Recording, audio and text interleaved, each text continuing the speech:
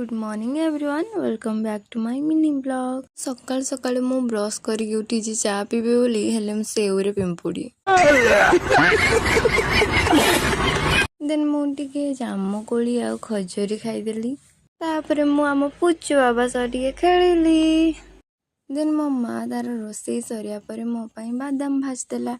आज ना मु टिके आम घर आलमारी टिके सजाड़ुली तो देखिली पुराना दिन छोट बेल जो ग्रीटनेस सब मु आलमारी मारी छोट बेले क्यों मैंने ग्रीटनेस देती सांग मान गोटे कमेंट जनइबे। तापर मु देखिली आम +2 बैच को जहाँ भी कॉलेज लाइफ तापर मोर नजर पड़ला छोट बेलर मोर फोटो उपरे मु केमती देखा जाउली छोट बेलर अनु आबेर अनु बहुत चेंज। तो कौन आउ कहबी मोर तो रुटी खाइबार टाइमिंग ही नहीं।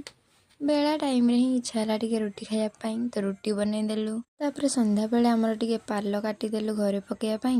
आपण मैंने ये वर्ष आंब खाइले कि नहीं? मु तो आज फास्ट खाऊची। तो आज वीडियो एठी एंड करवा रहुची। नमस्कार।